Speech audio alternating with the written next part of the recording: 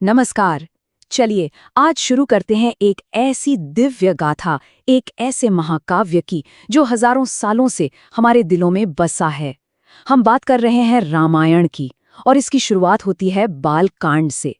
ये कहानी है एक ऐसे राजकुमार के जन्म की जिनके कर्म उन्हें बनाएंगे मर्यादा पुरुषोत्तम। तो आइए इस अद्भुत कथा के पहले अध्याय में चलते हैं। हमारी कहानी हमें ले चलती है सूर्यवंश की गौरवशाली राजधानी अयोध्या, एक ऐसा राज्य जो हर तरह से समृद्ध था, धर्मी था और यहाँ राज करते थे न्यायप्रिय राजा दशरथ। अयोध्या सरयू नदी के पवित्र किनारे पर बसा यह सिर्फ एक शहर नहीं था, ये एक ऐसी नगरी थी जो ईंट और पत्थर से नहीं बल्कि सत्य, धर्म और शांति की नींव पर खड़ी थी। राजा दशरथ के राज में प्रजा हर तरह से खुश थी, संपन्न थी, चारों तरफ शांति ही शांति। लेकिन सोचिए, इतनी धन दौलत, इतना सम्मान, इस सब के बावजूद राजा दशरथ के दिल में एक बहुत गहरा सूनापन था। वो सूनापन था एक संतान का। उनके आंगन में किसी बच्चे की किलकारी नहीं गूंजती थी, उनका वंश आगे बढ़ाने वाला कोई नहीं था और अयोध्या का सिंहासन अपने उत्तराधिकारी का इंतजार कर रहा था। तो अब इस सूनेपन को दूर करने के लिए और एक वारिस की कामना के साथ राजा दशरथ ने अपने गुरु और ऋषियों से सलाह ली और उन्होंने एक महान अनुष्ठान करने का फैसला किया, पुत्र कामेष्ठी यज्ञ। ये एक बहुत ही पवित्र यज्ञ था जो संतान प्राप्ति के लिए किया जाता था। और फिर वो हुआ जिसका सबको इंतजार था। यज्ञ की पवित्र आग से एक दिव्य खीर का प्रसाद प्रकट हुआ। ये देवताओं का आशीर्वाद था, राजा की प्रार्थना का जवाब था। इसी प्रसाद की वजह से अयोध्या में खुशियों की लहर दौड़ गई। एक नहीं, दो नहीं, बल्कि चार चार राजकुमारों का जन्म हुआ। राम, लक्ष्मण, भरत और शत्रुघ्न। जो महल सालों से सूना था अब बच्चों की किलकारियों से गूंज उठा था। और इन सब में सबसे बड़े थे राम, जिनके चेहरे पर एक अद्भुत शांति और एक अलग ही तेज था। माना जाता है कि वो खुद भगवान विष्णु के अवतार थे। राम हमेशा सच बोलते थे, बड़ों का आदर करते थे और अपने भाइयों से इतना प्यार करते थे जिसकी कोई सीमा नहीं थी। यहीं से उनके मर्यादा पुरुषोत्तम बनने का सफर शुरू हुआ था। राम और उनके भाइयों का बचपन बहुत ही सुख से बीत रहा था, लेकिन कहानी में एक नया मोड़ तब आया जब ऋषि विश्वामित्र एक बहुत जरूरी काम के लिए अयोध्या आए। वो पल राजा दशरथ के लिए एक धर्म संकट जैसा था। ऋषि विश्वामित्र अपने यज्ञ की रक्षा के लिए राम और लक्ष्मण को अपने साथ ले जाना चाहते थे। एक पिता का दिल अपने छोटे छोटे बेटों को राक्षसों से भरे जंगल में भेजने से कांप रहा था, लेकिन कर्तव्य सबसे बड़ा था।